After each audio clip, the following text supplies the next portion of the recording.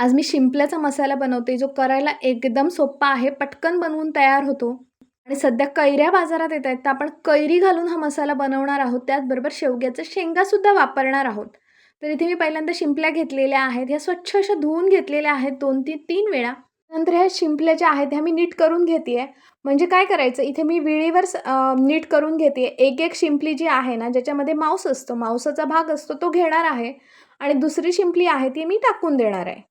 असं करलावून जर घ्यायच्या नसतील ना शिंपल्या, तर काय करायचं, ह्याला एक वाफ काढतात आणि वाफ काढल्यानंतर ना ह्या शिंपल्या ज्या आहेत त्या उघडतात. तर उघडल्यानंतर ह्या अशाच पद्धतीने एक-एक शिंपली घ्यायची आणि दुसरी शिंपली टाकून द्यायची. तर इथे मी सगळ्या शिंपल्या करलवून घेतलेल्या आहेत. ह्या ज्या शिंपल्या आहेत ना, ह्या एका भांड्यामध्ये काढून घेते मी आणि ह्या धुवून घेणार आहे. तर कशा धुवायच्या? तर हे जे शिंपल्या ज्या आहेत ना, ह्या करलवल्यानंतर आतमध्ये ना वाळू असते. तुम्ही जर शिंपली उघडून बघितली ना, तर बऱ्याच वेळा अशी आतमध्ये वाळू दिसते. आता मी आत 1 ग्लासभर पाणी ओतलेलं आहे आणि पाण्यामध्ये अशा पद्धतीने हे धुवून घेते म्हणजे काय होणार, आतमधली जी वाळू आहे ना, ही पाण्यामध्ये येते ह्या सगळ्या. हे जे पाणी आहे ना, हे मी असंच बाजूला ठेवून देणार आहे. म्हणजे वाळू जी आहे, ती अशी खाली बसली जाणार आहे आणि फक्त वरचं पाणी आपण वापरणार आहोत. त्याच्यानंतर आज जो शिंपल्याचा मसाला बनवणार आहोत ना, तो त्याच्यामध्ये कैरी वापरणार आहोत आंबटपणासाठी. तर पहिल्यांदा इथे मी कैरी घेतलेली आहे आणि कैरी पण मी व्यवस्थित अशी तासून घेते आहे. कैरीचा आंबटपणा बघायचा आणि त्याचप्रमाणे कैरी आतमध्ये घालायची. तुम्हाला किती प्रमाणामध्ये आंबट लागणार आहे. तर इथे मी 4 फोडी घेतलेल्या आहेत आणि 4 फोडी घालणार आहे. त्याच्यानंतर एक कढई घेतलेली आहे. कढईमध्ये 2 चमचे तेल घालून घेतलंय. तेलावर इथे कढीपत्ता घातलेला आहे आणि इथे कांदे घातलेत 2. 2 मोठे कांदे चिरून घेतलेले आहेत, हे घातलेत. आणि कांदा व्यवस्थित परतून असा भाजून घेणार आहे. कांद्याचा ना थोडासा रंग चेंज होईपर्यंत आपल्याला हा परतून घ्यायचा आहे. तर कांदा भाजताना ना थोडंसं आतमध्ये मीठ घातलं ना, की पटकन तो मऊ व्हायला मदत होते आणि पटकन असा भाजला जातो. तर इथे मी थोडंसं मीठ टाकून घेतलेलं आहे कांद्यात आणि परतून भाजून घेते आहे. इथे कांद्याचा थोडासा रंग चेंज झालेला आहे. आता आतमध्ये मी शेवग्याच्या शेंगा घालते आहे.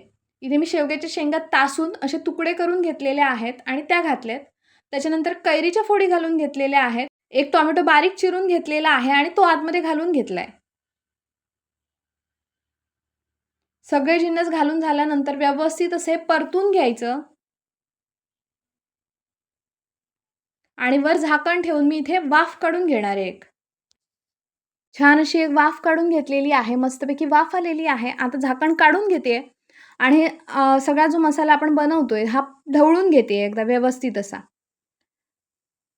ह्याच्यामुळे काय होतं, शेवग्याच्या शेंगा ज्या घातल्यात ना, त्या पण पटकन अशा शिजल्या जातात. आता इथे मी आतमध्ये सगळ्या शिंपल्या घालून घेतलेल्या आहेत आणि शिंपल्या घालून झाल्यानंतर व्यवस्थित असे पुन्हा एकदा मिक्स करून घेते. चवीप्रमाणे मीठ घातलेलं आहे आतमध्ये आणि मिरची पावडर घातलेली आहे. मिरची पावडरचा वापर मी इथे थोडा कमीच केलेला आहे, कारण ह्याच्यानंतर मी मालवणी मसाला वापरणार आहे. तो मालवणी मसाला जो आहे ना, तो सगळ्यात शेवटी घालणार आहे. त्याच्यानंतर हळद पावडर घातलेली आहे आतमध्ये आणि पुन्हा एकदा सगळा मसाला मिक्स करून घेते. हा सगळा मसाला व्यवस्थित असा मिक्स झालेला आहे. आता काय करायचं, हे शिंपल्याचं पाणी आहे ना, हे मी वर हळुवारपणे ओतणार आहे.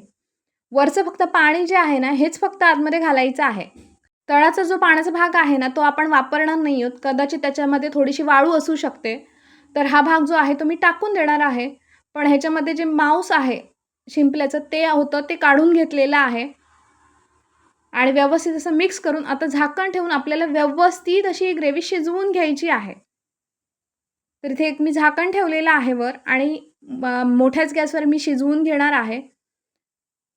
तर इथे छान अशी वाफ आलेली आहे आणि शिजत आलेला आहे.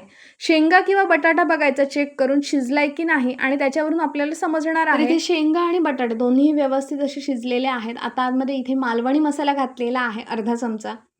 तुम्हाला जास्त आवडत असेल तर थोडा जास्त वापरलात तरी चालू शकतं. त्याच्यानंतर ओलं खोबरं घेतलेलं आहे कातलेलं, ते पण घातलेलं आहे आणि त्याच्यावर कोथिंबीर घातलेली आहे.